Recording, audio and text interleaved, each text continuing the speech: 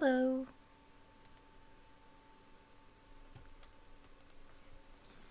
I don't know if I'm gonna have anyone stop in today, but I wanted to try and do a little bit of a stream, in part to catch up after having been out for a little while. Um, I've realized that the biggest and hardest thing about having like streaming to do and stuff like that is that my health isn't super great. So I can be a little unreliable when it comes to being able to sit in front of the screen for a long period. But I'm here, and hopefully some people will be able to join us today.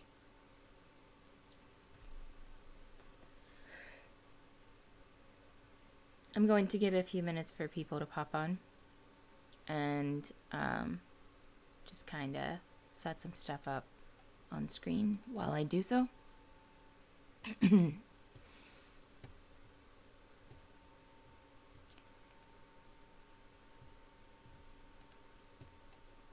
We have some questions to answer today, which is really cool, and I'm excited about that.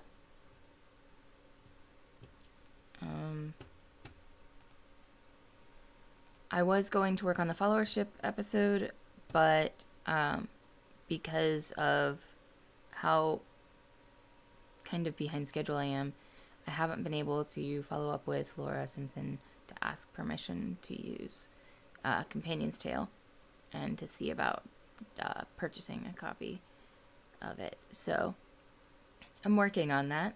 I'll be sending that email after this stream today, because I've had time to look over everything now, and I think it still is the correct choice. So the fellowship episode is here, but it is it's just kind of on hold with writing work until I can talk to Laura.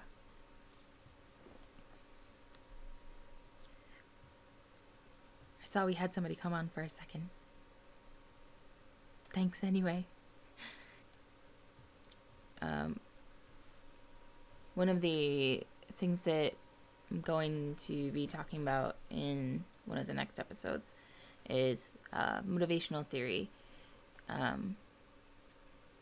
So the way I'm going to structure today is I'm going to briefly go over the current schedule and announce what our plan is for December as of right now. And then I'm going to go ahead and go over to the questions that I got before the episode to answer those.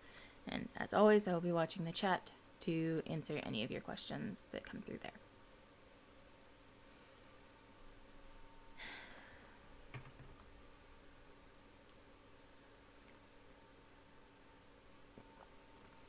So,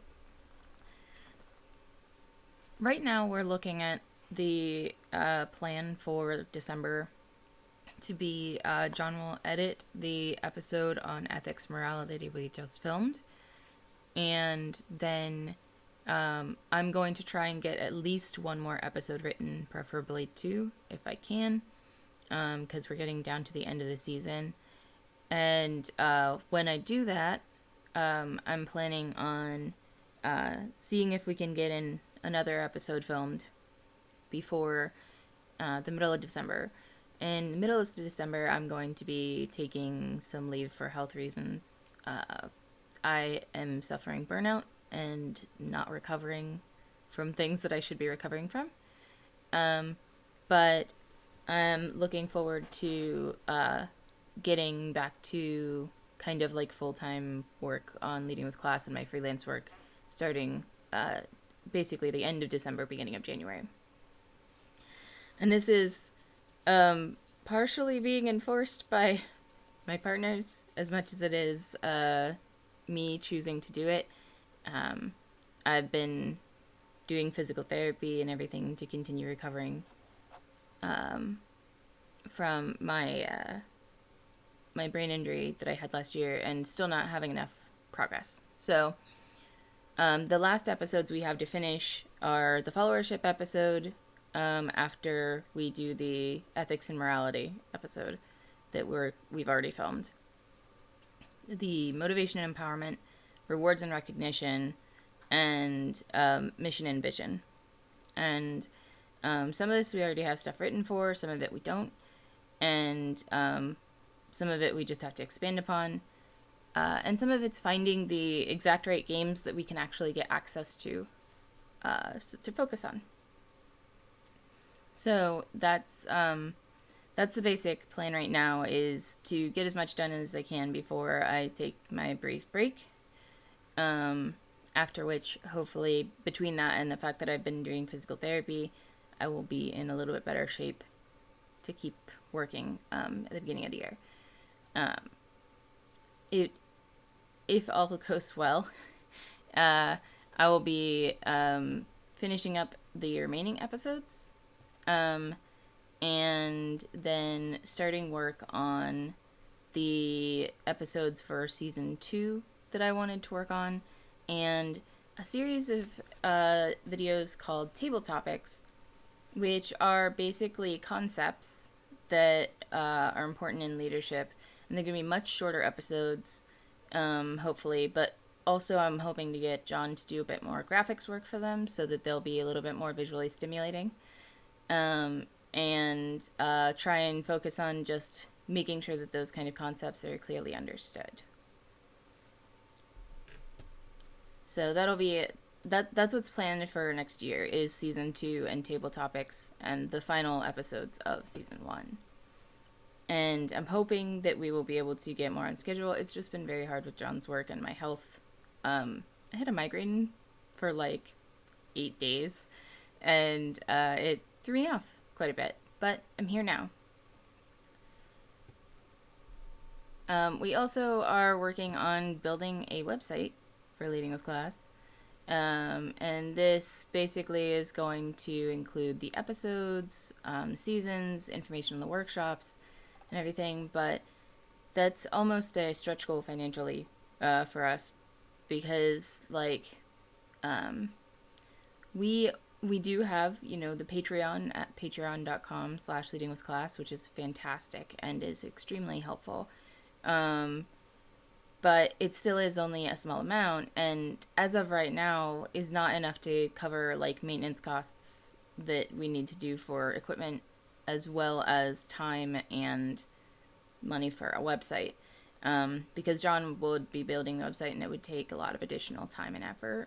So we're kind of trying to figure out how to balance that, and to basically like to get the work done for the website and keep doing all of the editing and everything, and so while we also still have to like make an income doing other work. So one way that you can help that is by supporting us on the Patreon. That really would be super valuable, but we know everyone has limited funds and there are a lot of causes to support. But we are working on getting a website so that it's easier to find everything, and as we still don't have enough subscriptions on YouTube to have a custom URL, we are kind of just trying to make us easier to find. It doesn't help that like someone's sitting on the website for Leading with Class right now, and for like leadingwithclass.com, and we're trying to figure out what suffix might be appropriate in its place of .com right now.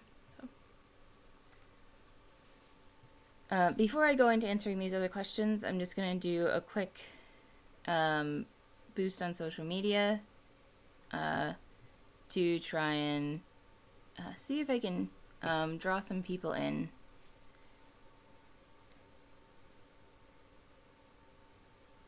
As I sometimes feel a little weird talking to empty air.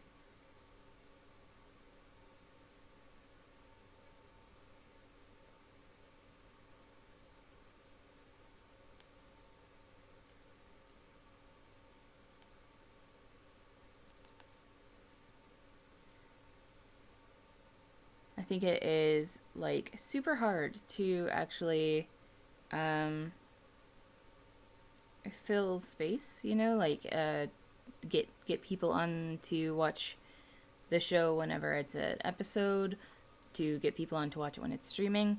And I'm really not sure what to do to solve that problem. I know consistency is great, but that's extremely hard with my health. And I'd really like to have a more successful reach to people.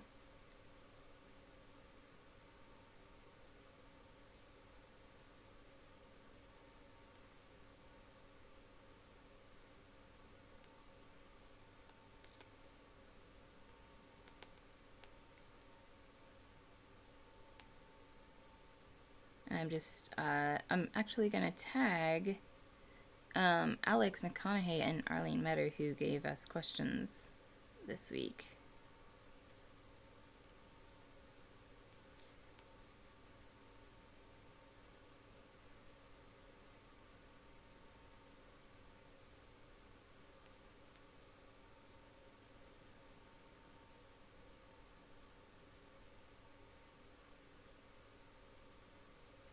It's very hard to get all of the channel going. I apologize, I'm still learning some of this stuff.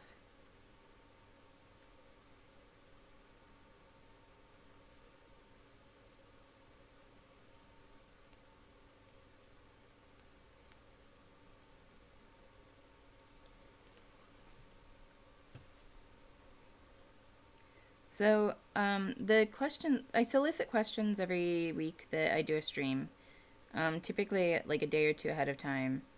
And I do those on Google Plus, Twitter, and I sometimes do them on Mastodon. I'll need to do them more on Mastodon soon. And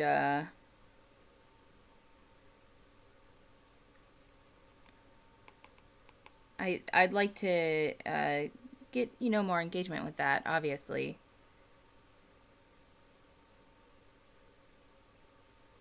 And so I think that the biggest thing is that I need to figure out how to engage people a little bit more.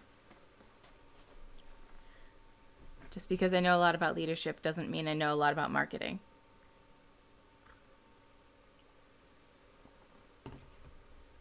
So,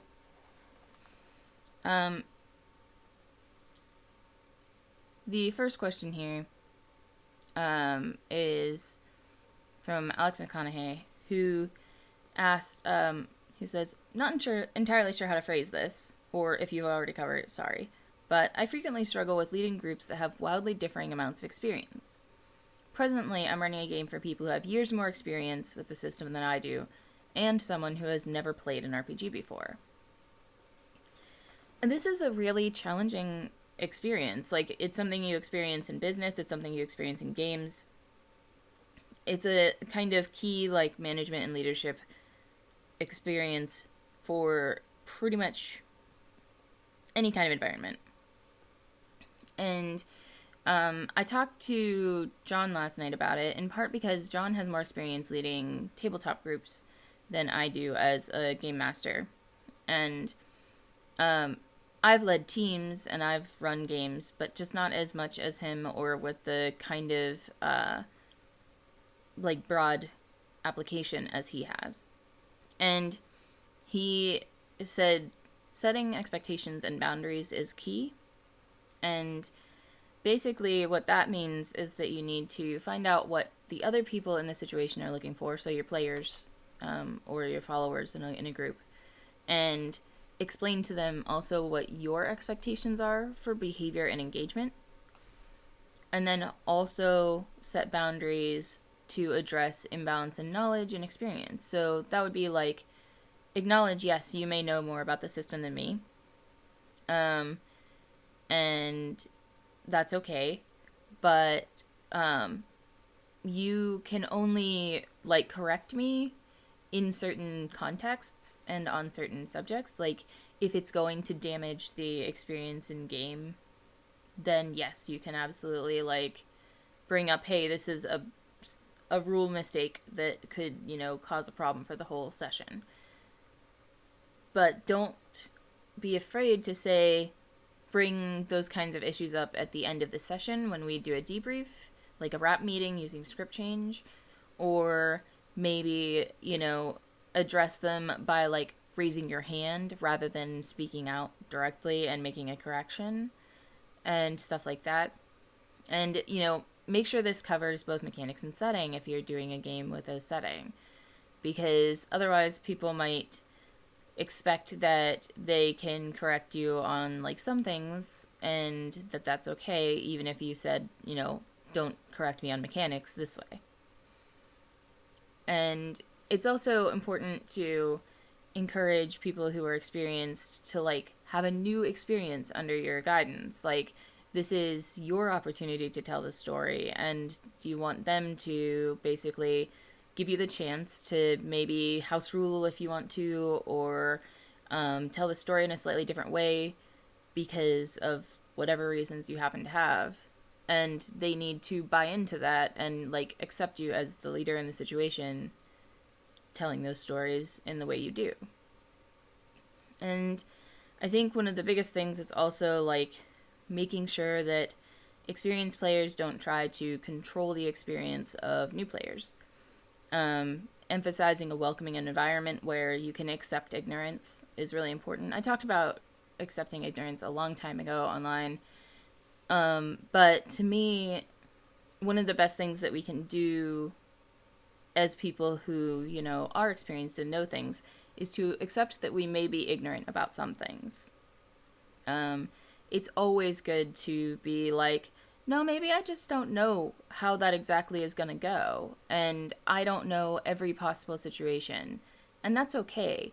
And doing that, like accepting our ignorance and allowing things to play out in a respectful way with like people doing things differently is important for people of differing levels of experience and background. And this applies also if you have people who have different types of experience, like experience as a person of color at the tabletop experience is very different than, a, privileged white person. And sometimes we have to accept that those differing levels of experience will have kind of a varied level of interaction.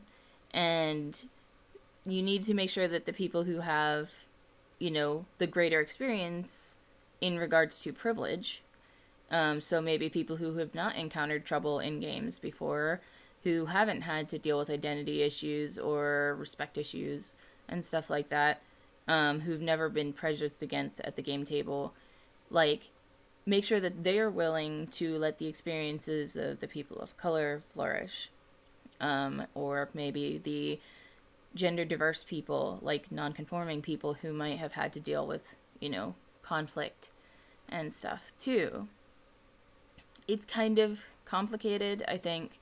Whenever we look at experience as kind of a broad palette and have like people with differing levels of ability and experience at a table, because you don't want to ever favor someone over the other. And you also want to like fairly juggle the like work that they are going to be putting into it. Like, the people who know the game really well are obviously more likely to be able to engage with mechanics and like activate skills and powers and stuff like that than someone who's totally brand new. And you have to balance your attention between those people. So I think it's useful to have things like lists that you can like meet. Like with Turn in the design, we did a session checklist that makes sure that you have a certain number of sessions with each type of form for the shifters, and you have certain type of scenes to do certain things, and you check it off list. It's totally okay, like, as a GM, to make sure that you have, like, a little list of, like, I'm going to make sure that I explain these rules, ticky box, checked, and I'm going to make sure that I check over this player's sheet to ensure they're maximizing the use of their powers and abilities and stuff like that. And it's maybe a little bit more effort whenever you have somebody brand new like that. But if you had a whole table of brand new people, that might be harder because you can't delegate. One of the best things I've seen is when GMs can say, hey, you're a more experienced player. Do you think that you can help me in supporting this newer player? Like, act almost as a mentor to them in the game. And I think that it works, like, really super well. If you communicate boundaries and expectations ahead of time. Say things like, you know, you don't get to make the final decisions on what they do with their, you know, building their character. That's something that I need to talk to them about. But can you just walk them through the process and help them understand? And, you know, my expectations of you, experienced player, are that since it's going to take you half the time to build your character, you spend a little bit more time helping this person. And you can do that with session-based stuff. Like whenever you're running into combat, be like, hey, if you figured out your combat move, would you be able to help this person if they're having any trouble? Delegation is one of the most powerful things a leader can do. And it takes a lot of trust, but it's totally worth it. If you can build that trust, if you can model that trust so that it becomes real, that actually is a thing that's hard but useful. That can make it go from a group of people with varying levels of experience to people who are learning together, because the experienced people will see the perspective of the new person as they're mentoring to them, and the like new people will learn the skills and information needed in the game. Hello to whoever has stopped by. Thanks for being here. Well, feel free to say hello. I'm currently going through Alex McConnaughey's question and addressing how you can use delegation at a game table to help experienced players and new players work together and learn together. And it's pretty fun to do it that way. I have found it takes a lot of pressure off the GM to help, like, pass that off. Hi, Photo Style. It's nice with delegation, especially that, like, you can have the experienced players help the inexperienced players during downtime that you normally would use to, like, work on, like, threats and stuff in the game. And I find that super useful because sometimes I need some time as a GM, and with new players like in the group, you have to sacrifice that time. But using delegation, so long as you do an overview and like everything at the beginning and end, kind of like, here's what I'm expecting and here are the boundaries on what you're allowed to do, and then please let me check your work real quick to make sure we're all on the same page. And always frame it as making sure that you're all like understanding each other clearly. It's not about making sure they're wrong or right. It's about making sure that everything works and functions smoothly. Yeah, photo style delegation is really helpful, and I think especially with mixed experienced groups, like if you have people who are really experienced and people who are inexperienced, it can be great to delegate supportive roles for inexperienced players. And it's also helpful to know which of the experienced players aligns the closest with your perspective on the game, like how the rules work and stuff like that. So like talk about that stuff, because if you have this person who, you know, mostly aligns with you and another player is objecting and like maybe violating the boundaries, it's good to have a backup on that. My headphones just went out. Just 1 second.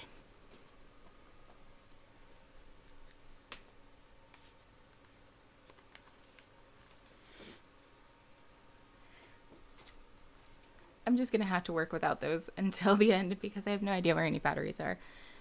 But yeah, I think that it really does make a big difference to delegate in these situations. And again, to John's point, setting expectations and boundaries when you delegate is super important. And whenever you're just playing, having those expectations and boundaries is important. And you can have those as part of other things. Like, if you're already going to have a discussion about, like, script change or the X card, move into the discussion of stuff like, hey, maybe don't interrupt me when I'm in the middle of delegating rule. Like, trying to address, like, how to play. I used the wrong word there. Whenever I'm trying to decide how a rule is going to play out, don't interrupt me then. Bring it up later. Or use safety tools and content tools like pause to be like, hey, maybe we could not address the rule like that in a delayed fashion if it's something important. And that's something I think is really valuable.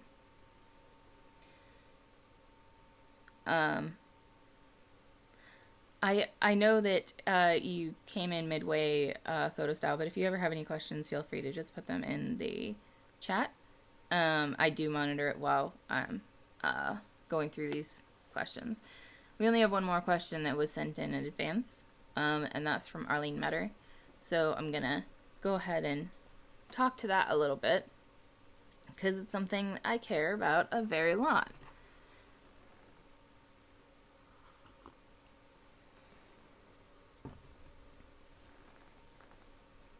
So Arlene asks, is there a leadership skill you see players developing?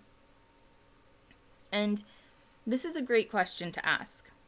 And it's also one that I have a lot of feelings about.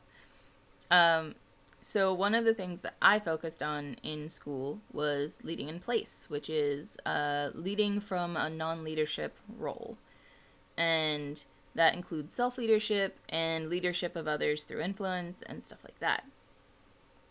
I honestly believe that you can learn, especially in RPGs because of the nature of RPGs, you can learn how to lead and lead tons of leadership skills, gain those skills just in any position at the table.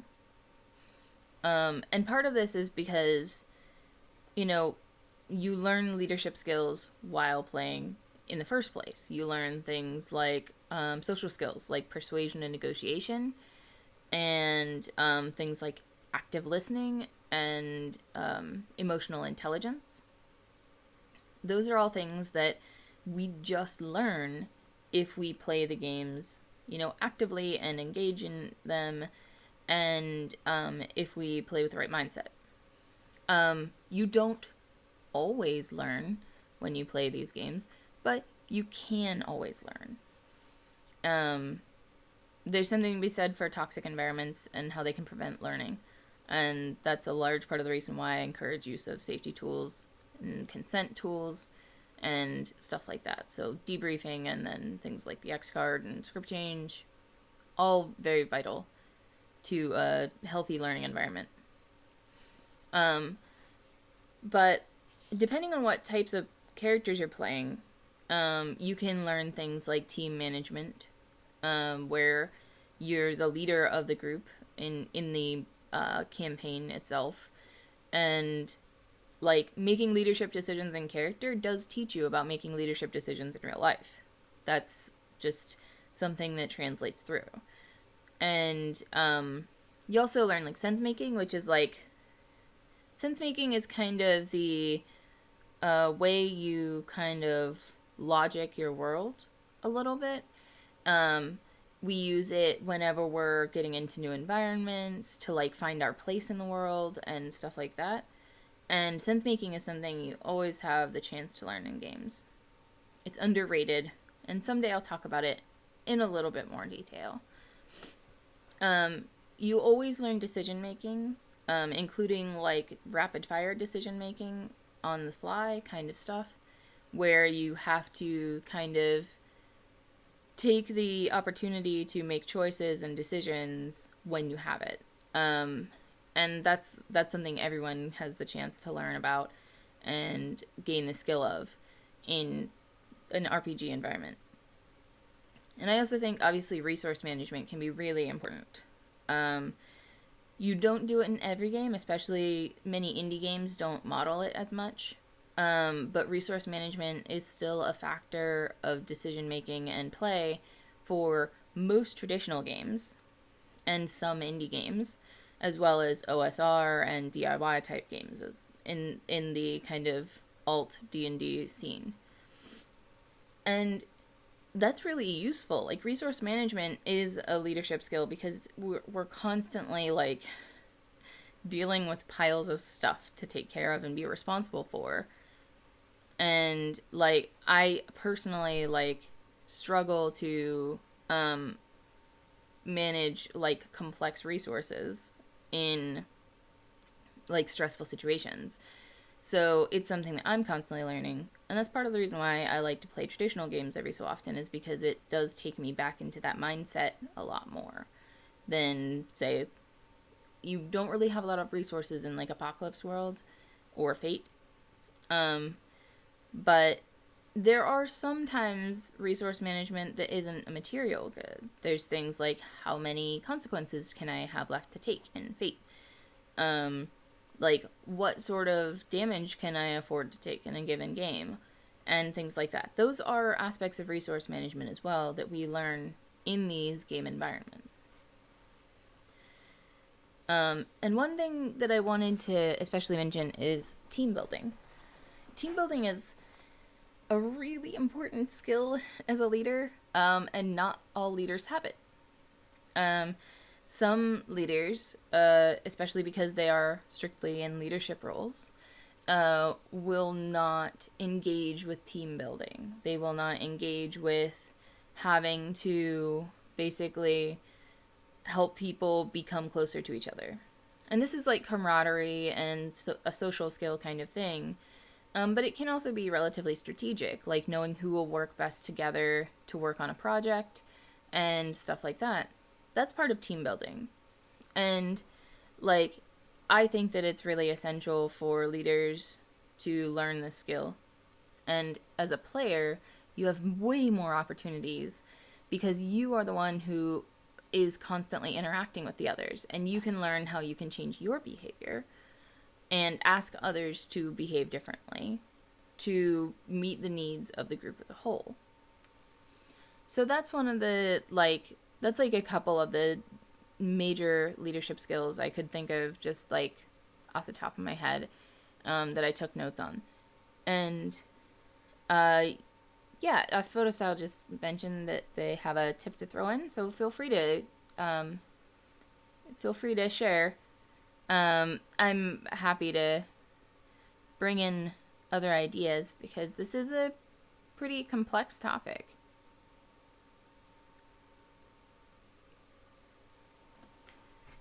And it gives me a chance to have some tea.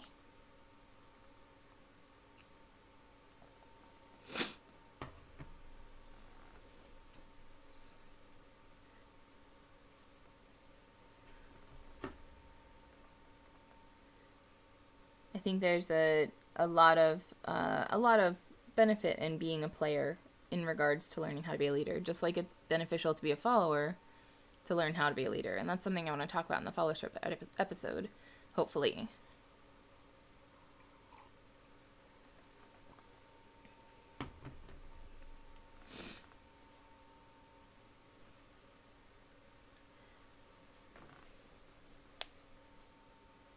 I just realized that I kind of put them on the spot.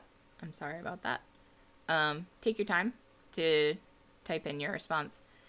But yeah, to go over the full list of things that I had talked about on the screen, in case you're just listening via audio when you listen to this, I talked about resource management, social skills like persuasion and negotiation, team management and team building, sense making, active listening, decision making, and emotional intelligence. We actually even have an episode about emotional intelligence, for anyone who might not have watched it, where I talk about how it's like a meta technique, basically, emotional intelligence. We talk about metagaming in regards to RPGs, and I think metagaming is actually very valuable, and I super encourage it as much as like it makes sense for the game. Um, Script change itself that I've designed is a meta tool, and it's important, I think, to understand that while we should have immersion if we want it and everything like that, meta techniques help us be safer. They help us, explore things in more depth because we can kind of distance ourselves when necessary, um, and find where the boundaries are there. And emotional intelligence is about understanding your own emotions and like learning to control them from a more, not necessarily objective, but a controlled perspective. So I can step back and look at my emotions in, whenever I'm doing well and be like, hey, maybe I should, control this a little bit better. Maybe I should tone down my anger and, approach this from a more constructive point of view. And that's a tool that leaders need, that you definitely learn as a player. Learning to metagame, to know when you need to care for yourself and stuff like that is all really important.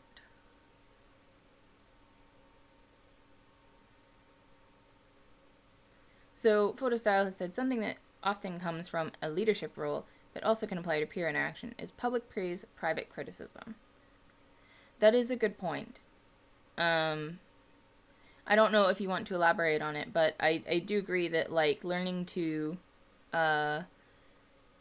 this actually applies to the previous question as well, with having, players that may be more experienced than you, is with setting those boundaries and everything.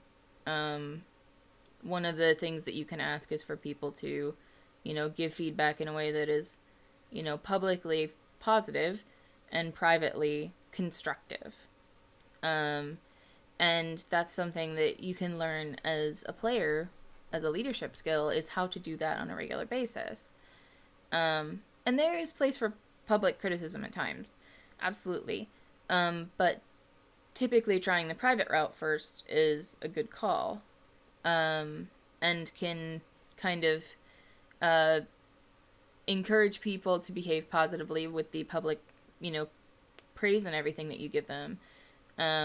Encourage them to like meet your expectations and needs, while still giving them the feedback they need to improve in a private fashion that doesn't risk people piling on or potentially being negative towards them. Did I cover that at all usefully? Photo style. I'm trying. If I missed something, feel free to put it in the chat.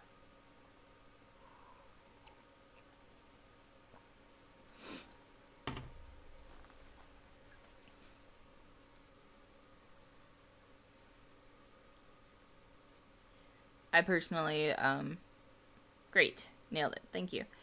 I personally am really sensitive about feedback, and that's something I've been working on a lot. But it comes with a whole bunch of baggage that I've been trying to grow past and everything. I can take criticism, but I really prefer for it to be sandwiched. And that's something that I think we do pick up. Feedback is a skill you develop as a player, because you're basically constantly having to comfort people and satisfy their face. A face is basically their public perception of self kind of thing. So if you have someone who really thinks they're kind of hot stuff, and they have something you need, you'll often say or do things to help them maintain face or to reinforce their face. This is something I learned about ages ago that I've always thought was really, really real, because we whenever we're playing games, a lot of that is about maintaining this perception, and there's layers of it. So you learn, like, I want to make sure that my character always seems really tough and cool. So, when other people play in the game with you, they learn to reinforce that tough, cool persona. And it's just another kind of feedback to be like, giving positive face in order to gain, benefits. I'll have to maybe do a table topic about face at some point, because I think that it's a really important concept, and it's something we learn a lot about whenever we're playing different characters who have different, types of face, like different ways they want to be perceived. Because some people are totally fine with their characters being perceived as like slime balls and stuff, for lack of a better term. Shady and kind of ill-behaved people. And, I personally don't enjoy those, but I know a lot of people who do, but there's still an amount of saving face there. You won't always want to be perceived that way. That's why they try to do things that seem tougher or, like, sleazy or something like that as part of their behaviors.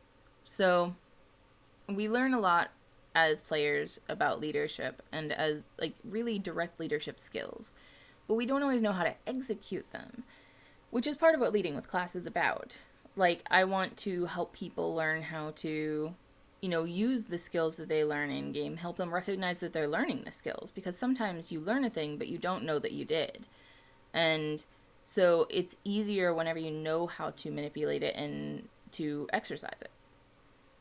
So I have a lot of feelings about leadership skills in players. But I think that it's like super essential to recognize that players can be leaders as much as the GM.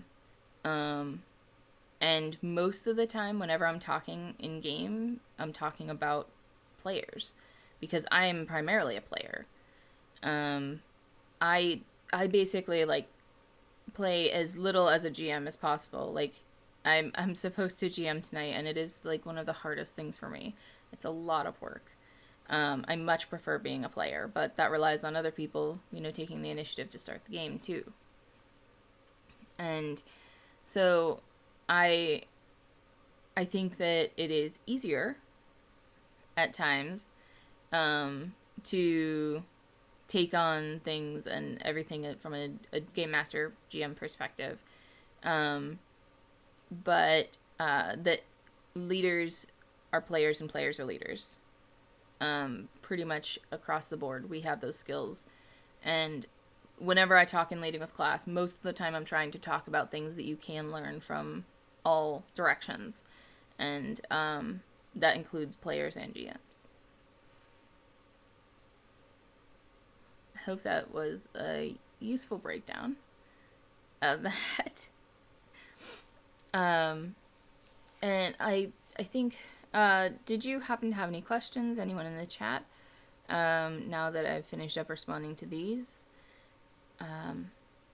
If you do or don't, I'm just clicking over to motivational theory here, to this all capsy mess that I have, to change the formatting to lowercase so that I can more easily read. Thank you so much for the thumbs up. I appreciate it. I'm also super glad that you stopped by. It can be very quiet in here at times. One of the upcoming episodes, as I showed on the spreadsheet earlier, is motivation and empowerment. This is after followership. And I'm going to talk about a couple of different things, but some of what I'm pulling is transactional and transformational models of leadership and how they work on reward, like motivation and reward structure and everything. And I just have to figure out, there's so many ways to talk about motivation and empowerment in games, and so many ways to talk about the reward structure and everything that we use in games. but I need to try and figure out which games that most effectively communicate these. Because I've talked about it with people before. It's just, I don't have, like, my notes as concrete as I would like. And, like, I also have to see if I have to get permission to talk about them, if they're, like, games that are in progress and stuff like that. But motivation is something that we experience a lot in game, and, like, I really want to explore it in depth if I can, but it's an 8-minute video, you know, so I gotta figure out where the line is. And there's a difference between motivation and reward. Like, motivation and empowerment are about, like, getting people to do things. Like, what do you promise people? What do you make them believe? And things like that. Meanwhile, whenever we talk about, like, rewards and recognition, that's the after. That's the reinforcement. That's what's done after they do the thing. So, in games, we talk about rewards a lot, but we talk a lot less about motivation without guaranteed reward. Like, what can you do, like, as a leader to motivate people if you have no concrete rewards to give them? And this is, I think, a conversation that's relevant for designers as well as players, as well as GMs, and so on. So we'll see what happens there. And I also want, you know, people who aren't playing games necessarily as much, or who are primarily leaders and only secondarily gamers, to engage with this a little bit, because whenever I do talk about rewards in the rewards episode, there's a lot you can gain from that, as it's a really, really well discussed topic. And motivations, I think, are more important than we give them credit for. And empowerment, too. And empowerment, I'll talk probably a little bit about, you know, identity and face and stuff like that. But I'm not entirely sure. I have, like, a lot of ideas. These are not my only notes. This is just the one that I copied over. And I'm trying to figure out the best way to, you know, encourage people to, like, really think deeply about what motivates them. And kind of the last thing that I had is we did finish filming the episode for Ethics and Morality, and so John is going to be working on editing that. And then the followership episode, I am going to, as I mentioned at the beginning of this, I'm going to get in touch with Laura Simpson, who wrote Companion's Tale, which is probably the best, one of the best explorations of followership that I can think of off the top of my head, and that I thought of after lots of thinking. Because we don't focus on followership a lot in games. A lot more games are about actually, like, doing leadership stuff. And that's why I really want to, like, explore what they talk about in Companion's Tale. So I'll be getting in touch with Laura, who I know from interviewing through Thoughty and stuff like that, who is a wonderful, wonderful designer and person.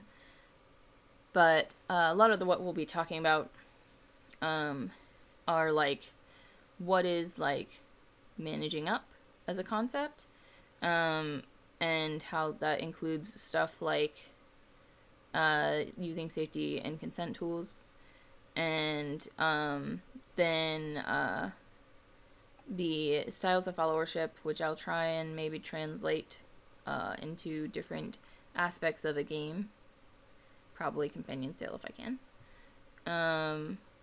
And then I'm going to talk about, like, prioritization, feedback, and unsteering the leader. Like, we talked about a little bit of feedback today, and I want to maybe address some of that in this episode. And I'm really excited because we're actually super close to the end of the season. We only have, like, 4 more episodes. And that's a pretty doggone big deal. And the mission and values, or mission and vision one, I've written most of already. I can even give you a preview. It is over here, because this is from the workshop, and will simply be refined and expanded to basically like make it bigger, make it more complicated, but not by a ton, because I want Mission and Vision to be a really simple and easy episode for people to take in and to translate. It did super well at the workshop, actually, and I'm going to hopefully be able to work on the workshop packet soon. I just ran into some layout issues that I need help with from John, and because of the migraine, kind of couldn't function during the Kickstarter, which is when I was going to be working on it. But I'm really excited to be getting these all kind of finalized and down. Before we sign off, we have about 5 more minutes. Were there any questions that y'all had that I might be able to answer about leading with class, about games and leadership, about what's coming next with the show? I'm happy to answer your questions as best I can. And I really appreciate you stopping by.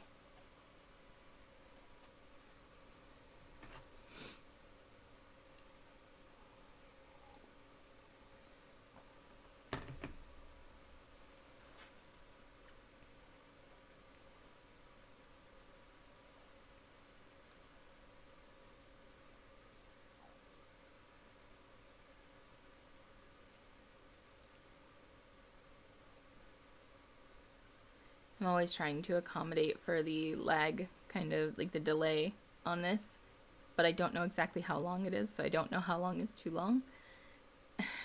I should probably figure that out. I don't know, maybe it makes it seem more organic.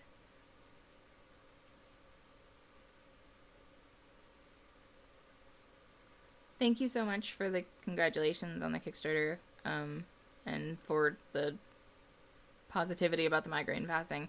That was really super hard with the migraine happening during the Kickstarter and, through the end of it. But for those who aren't aware, I kickstarted my tabletop role-playing game, Turn, which is about shapeshifters in small towns. And we succeeded with, we met all of our stretch goals, which was really exciting, and capped out at like 20,708. And that was a really big deal. Almost all of that money is accounted for in the stretch goals, in paying for printing and paying for, editing and everything, and all the art. But I get to start the whole editing process for the game, which is done but needs to be refined in language and clarity, basically. I needed help with organization, so hired an editor, as you should do. But it was very successful. I am admittedly not looking forward to the tax bill in the spring, but I'm really happy to have gotten as far as we have, and to be making Turn something real. And I get to do a whole bunch of project management and leadership stuff while I'm running the stretch goals and development over the next 6 months to 8 months. So that's pretty cool. I have been working on leading with class the whole time that I've been able to work at all, during the Kickstarter and the prep for it. But that just means I've been a lot more tuckered out, hence the break that I'm going to be taking for my health. I'm going to have John have access to the accounts and everything to be able to answer questions and everything as necessary if I'm not available. But I intend to get some actual recovery time, because finishing grad school and then doing 2 Kickstarters in a year is a lot, while also running projects and doing freelance. So, but but I appreciate all of the support from all of you, including you, PhotoStyle. I am going to go ahead and sign us off, but if you would like to follow us on Twitter, we are at leadingwclass, and we are on Instagram as leadingwithclass. And you can also find us on our Patreon, where you can support us and support the episodes at patreon.com/leadingwithclass. And we are on YouTube. If you go to our Patreon and click through to our YouTube and subscribe on YouTube as well, we're trying to get enough supporters and subscriptions to get a custom URL so we are no longer gibberish. That would be really cool. So thank you very much for coming to watch this episode, and I hope that you learned something. I hope that you enjoyed it, and I hope to see you next time. We try to do a video every week whenever my health allows, and hopefully it will. During the holidays, the last 2 weeks of December, we will not be probably having episodes of streaming, but I'm not 100% sure on that yet. So thank you very much, and have a good day.